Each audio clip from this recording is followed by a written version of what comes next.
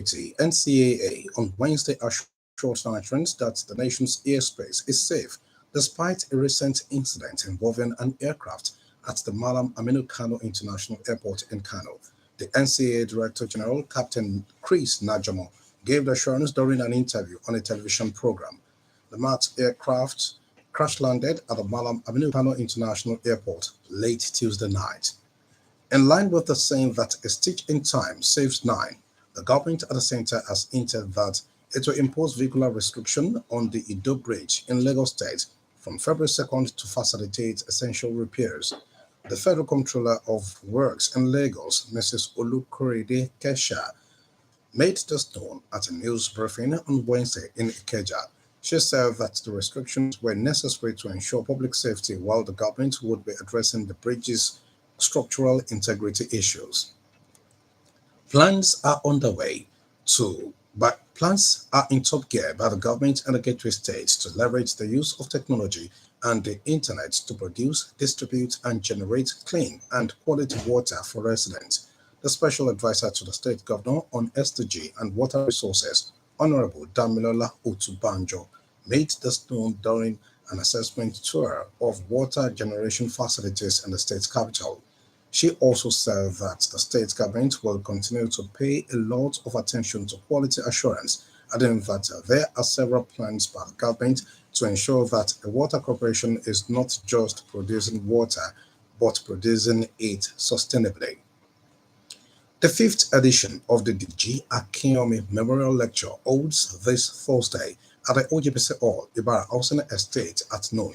According to a statement, media practitioner and scholar Professor Jendele Humbo will deliver the lecture with the topic Media Management in Challenging Times. It adds that the head of service, Mr. Kende Onosoya, will share the occasion with the special advisor to the Governor on Information and Communication, Honorable Kayode Akimade, as the special guest of honor. The Permanent Secretary, Ministry of Information and Strategy, Mr. Waid Adeshino, is the guest of honor, while the Alawo of Awo, Oba Tijani Olasukomi, is the royal father of the day, and the OGBC General Manager, Mrs. Tony Shubeson, is the chief host. The management of OGBC instituted the lecture in memory of the immediate past General Manager, Mr. DG Akiomi, who joined the Saints Triumphant on the 16th of January 2020. On the foreign scene, the United Nations on Wednesday welcomed an exemption for its emergency AIDS relief program from the United States foreign and funding freeze, saying it would restore hope to millions living with HIV.